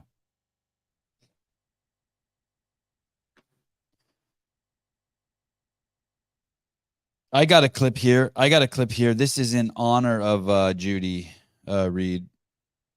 I don't personally believe in Asian hate. I don't think anyone like attacks Asians because they're Asian. I'm open to being wrong, but here we go. Just Asians that don't speak English are being targeted in South Seattle. I mean, what do you mean that don't speak? I'm only going to rob Asians that don't speak English. I seriously don't think crooks have any like discernment like that. I don't think they care. The victim followed home from. They tased this guy and stole his shit. Let's see what happens. Here we go. He's ringing the doorbell. Someone sneaks up behind him. Come out of all that right now. Everything you got. Come out of everything.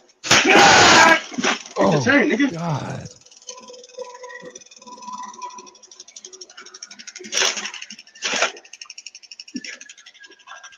Oh, is he taking it? Take the ring off. He's telling him to take the ring off, but the guy's gone into like rigor mortis. Did you see that? The guy's like stiff as a board. Oh, shit.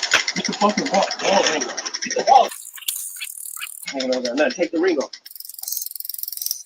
Take the ring off, nigga. They don't even know he's Asian. They think he's a black guy. Okay, you can't get it off? You can't get it off? Try to get it off. Don't move. Hurry up. Shut up, nigga.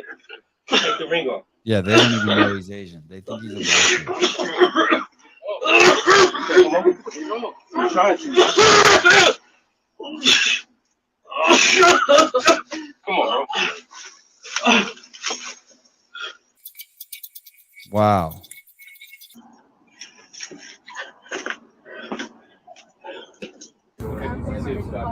Damn. That's a lot of cops for getting tased. Oh, God. You see that? Oh, there's two. There's one in his arm and one in his stomach. I guess that's how it works, huh? And then it puts the current through you. Jeez Louise.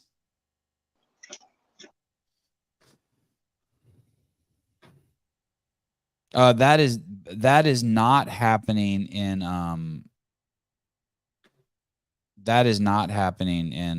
my neighborhood. I do not live in Seattle. I think that's pretty normal for Seattle. That type of stuff. Anyway, I don't think that has anything to do with the guy being Asian or not.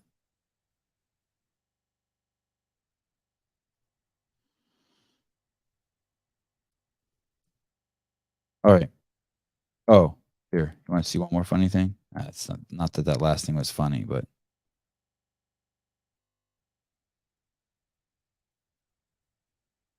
anyway. Okay, tomorrow's going to be good.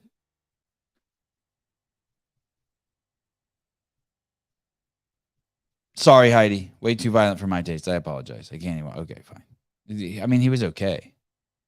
I mean, that's how I should be careful saying this. That's how I'd want to be robbed. Just tased. They take my shit and leave. It's better than getting your face stomped in, right? Pistol whipped. 7 a.m. tomorrow. Wait, what is today?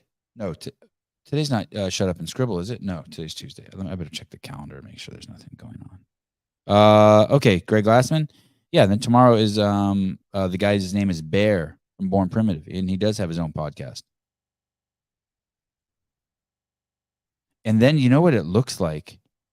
It looks like Thursday Matt Torres is coming on. I don't think I can do the BirthFit podcast at 9 a.m. because I think Lindsay just had a baby.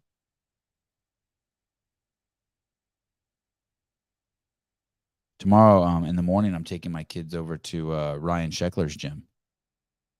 For those of you who are skate park aficionados, his skate park, indoor skate park that he has. Who is he coming on? That's a great question. I'll make sure that's my first question for him.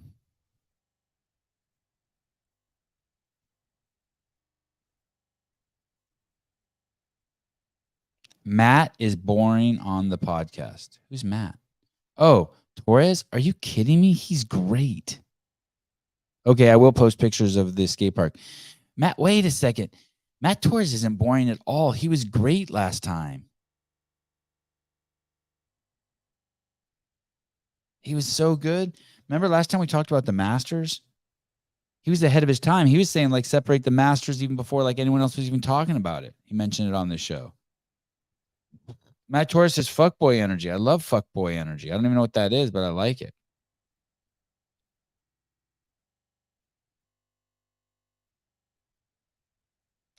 Maybe I'll watch this before I go see him tomorrow. Sheckler's interview on the 9 Club is dope.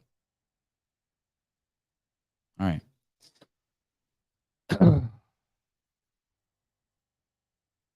Talk to you guys later. Bye-bye.